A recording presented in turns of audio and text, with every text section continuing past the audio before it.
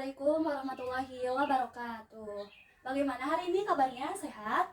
Alhamdulillah kalau kayak gitu. Hari ini siapa yang nggak masuk? Oh, hadir semua. Bagus, bagus. Alhamdulillah. Jadi kita bisa eh, melakukan pembelajaran dengan saksama ya. Masih ingat yel-yel yang ibu kasih kemarin? Masih. Kalau kayak gitu kita yel-yel dulu ya biar makin semangat. Coba tepuk semangat. Semangat, semangat, yes. Nah, tepuk tangan dulu buat semuanya. Nah, sebelum kita memulai pembelajaran, alangkah baiknya kita berdoa terlebih dahulu. Berdoa dimulai. Amin. Berdoa selesai.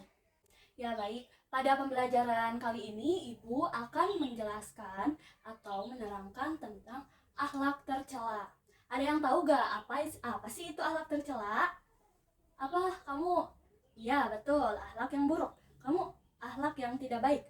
Iya ya, betul ya. Akhlak tercela itu adalah akhlak yang buruk atau akhlak yang tidak baik yang harus kita hindari, dan akhlak tersebut tuh tidak disukai oleh Allah Subhanahu wa taala. Nah, jadi pembelajaran kali ini Ibu mau menayangkan sebuah video tentang perilaku akhlak tercela. Jadi sebelumnya Ibu mau kalian membuat dua kelompok. Coba kalian buat dua kelompok untuk berdiskusi. Kelompok satu di sebelah sini dan kelompok dua di sebelah sini. Ya, silahkan kalian mencari kelompoknya masing-masing. Nah, apakah semua udah dapat kelompok? Oke, jika sudah dapat kelompok semua, jadi pada diskusi kali ini kalian harus bisa menganalisis tentang perbuatan akhlak tercela yang ada pada video. Nah, lalu kalian mencari solusi untuk memecahkan masalahnya ketika kalian menemukan kasus seperti itu atau mungkin kalian mengalami perbuatan seperti itu gitu. Solusinya gimana? Nah, baik, bisa dipahami semuanya? Oke. Nah, sekarang anak-anak semua boleh ya dilihat videonya dan perhatikan di depan videonya. Nanti kalian bakal menganalisis dari video yang akan ditayangkan ini. Nah, oke. Tadi kita semua telah menonton videonya. Sekarang Ibu kasih waktu 20 menit untuk kalian berdiskusi dengan teman kelompoknya masing-masing. Nah, nanti kalau misalkan sudah berdiskusi dan waktunya sudah habis, kalian akan mempresentasikan dari setiap kelompok itu maju ke depan ya untuk mempresentasikan hasil dari diskusi kalian tadi. Oke, baik. 20 menit dimulai dari sekarang. Gimana anak-anak? Apakah udah selesai diskusinya?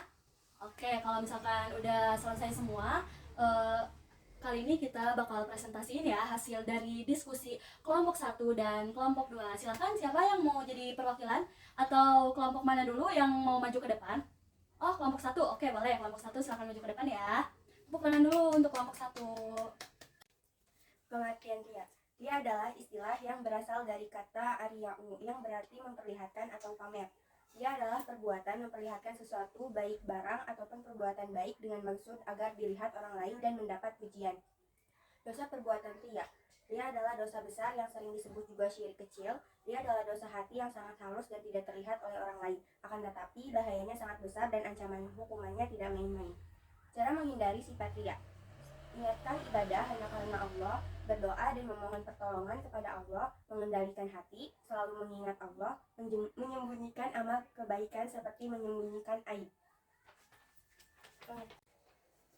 Di sini saya akan menyampaikan hasil diskusi hasil dari kelompok 2 tentang ghibah. Pengertian ghibah. Ghibah yaitu pembicaraan jahat tentang seseorang yang tidak hadir. Pembicaraan itu benar tapi tidak penting. Prinsip utamanya adalah kata-kata akan menyakiti orang yang dibicarakan. Menurut agama Islam, ghibah adalah sebuah dosa. Istilah ghibah mirip dengan gosip, fitnah, dan buhtan. Dosa ghibah. Hukum ghibah dalam Islam tak main-main. Ghibah bahkan digolongkan sebagai dosa besar. Larangan ini juga tersemat dalam ayat suci Al-Quran, surat Al-Hujurat ayat 12. Wahai orang-orang yang beriman, jauhilah kebanyakan prasangka, karena sesungguhnya sebagian prasangka adalah dosa. Cara menghindari ghibah. Mengingat pedihnya ajab ghibah, merenungi aib atau kekurangan sendiri, dan berintrospeksi diri. Beristighfar. Oke, bagus. Terima kasih kepada kedua kelompok yang telah mempresentasikan hasil diskusinya. Sangat bagus sekali ya hasil diskusi dari masing-masing kelompok tersebut. Oke, terima kasih kepada kelompok 1. Bagus sekali ya hasil diskusi dari kelompok 1 tadi. Ya, selanjutnya boleh kelompok 2, silahkan perwakilannya untuk maju ke depan ya untuk mempresentasikan hasil diskusi tadi. Oke, beri tepuk tangan dulu untuk kelompok 2.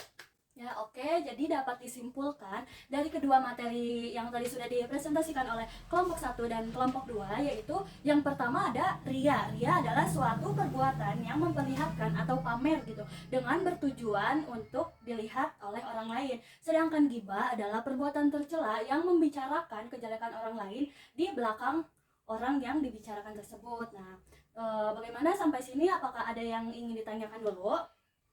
Oke, kalau tidak ada, mungkin saya cukupkan ya pembelajaran pada hari ini. Semoga apa yang Ibu sampaikan bisa kalian pahami dan bisa bermanfaat untuk semuanya.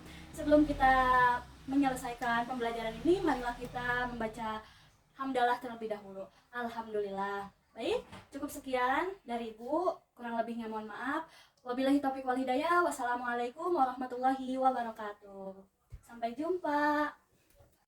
Oke anak-anak, assalamualaikum warahmatullahi wabarakatuh. Waalaikumsalam warahmatullahi wabarakatuh. Gimana kabarnya hari ini, sehat? Alhamdulillah luar biasa, Allahu Akbar. Oke, hari ini ada yang nggak masuk? Hadir semua Bu. Alhamdulillah ya, hadir semua.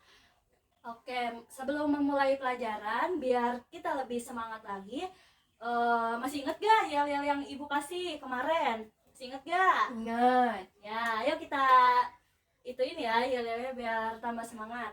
Oke. Mana semangatmu? Ini semangatku. Mana semangatmu? Ini semangatku. Mana? Ini. Mana? Ini. Oke, tepuk tangan dulu. Nah, pada pembelajaran kali ini kita akan membahas tentang pemanfaatan sumber daya alam. Contohnya itu tumbuhan. Nah, di sini ada yang tahu gak bagian-bagian dari tumbuhan? Iya, betul, akar. Terus, iya, daun. Lalu apalagi? Batang. Iya, betul, bagian dari tumbuhan itu terdiri dari akar, batang, daun, bunga, biji-bijian, dan lain-lain. Nah, sekarang ada yang tahu gak manfaat dari tumbuh-tumbuhan itu apa aja? Sebagai bahan industri. Oke, betul, sebagai bahan industri. Lalu ada juga sebagai oksigen ya. Terus ada juga sebagai bahan makanan dan lain-lain. Nah, di sini jadi Ibu akan memberikan tugas kepada kalian semua untuk membuat sebuah kolase. Apa sih itu kolase? Nah, kolase itu adalah sebuah seni yang berbentuk 2 dimensi. Nah, jadi nanti kalian membuat kolase dengan tema Asmaul Husna. Pokoknya nanti kalian menggambar tulisan Asmaul Husna, misalkan kayak Ar-Rahman, Ar-Rahim, Al-Malik gitu, atau apapun itu, yang penting Asmaul Husna. Nah, nanti kalian aplikasikan dengan tumbuhan-tumbuhan gitu atau biji-bijian. Dapat dipahami? Bisa.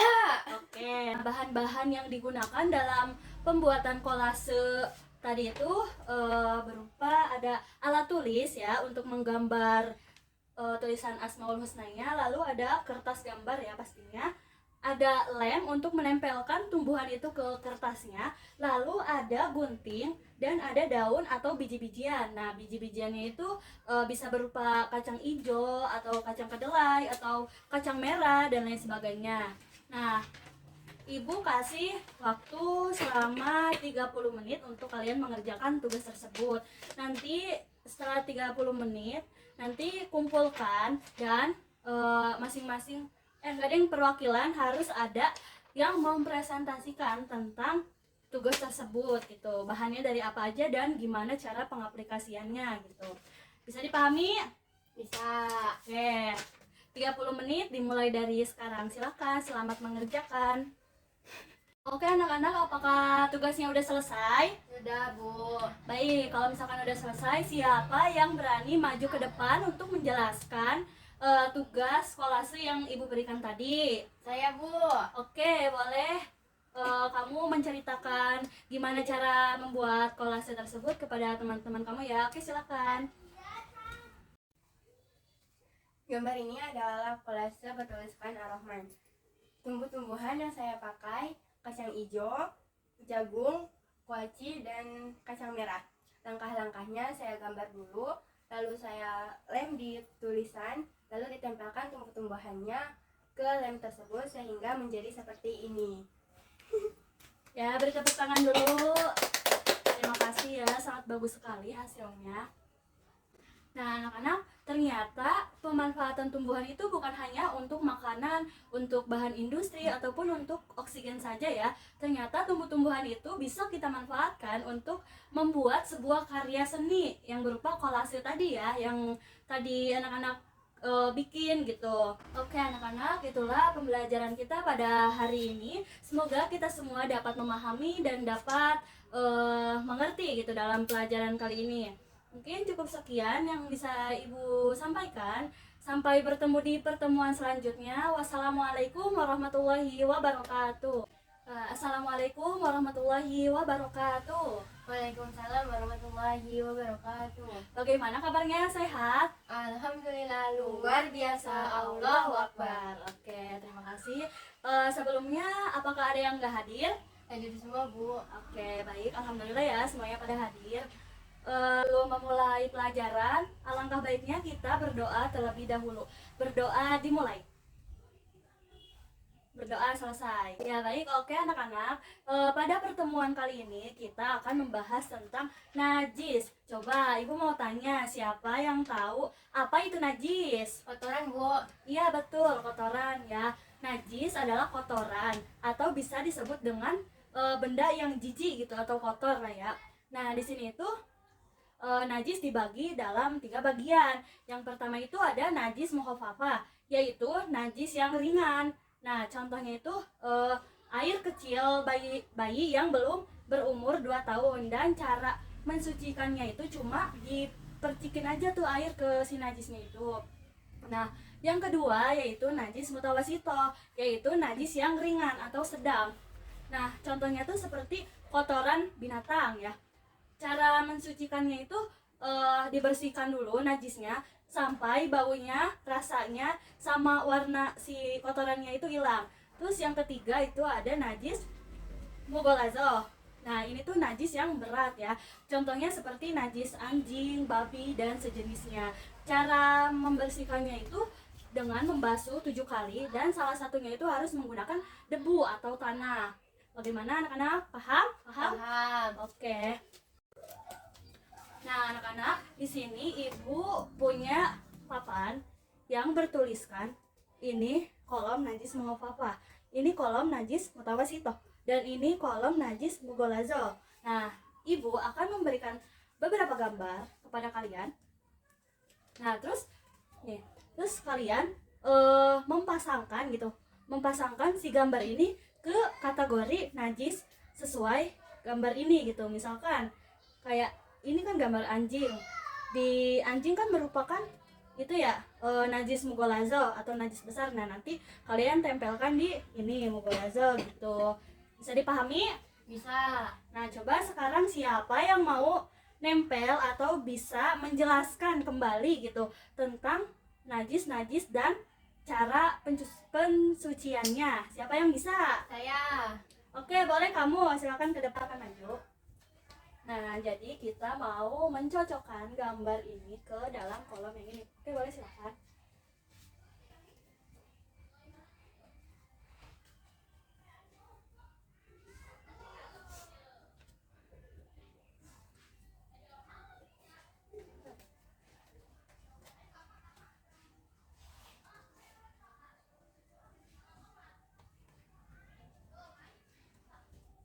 Iya, bagus.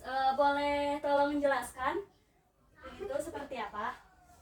Najis mukhafafah itu najis ringan.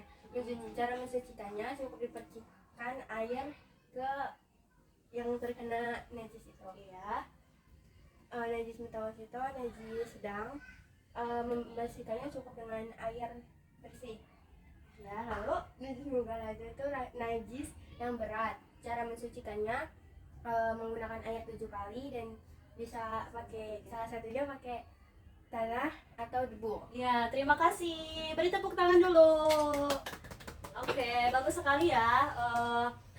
murid-murid semua udah ngerti kan bagaimana apa itu najis mau apa itu najis mutawasito dan apa itu najis mughallazo, dan sudah tahu juga cara mensucikannya. Itulah pembelajaran kita pada hari ini. Semoga kita semua dapat memahami dan dapat mengerti gitu dalam pelajaran kali ini. Mungkin cukup sekian yang bisa Ibu sampaikan. Sampai bertemu di pertemuan selanjutnya. Wassalamualaikum warahmatullahi wabarakatuh.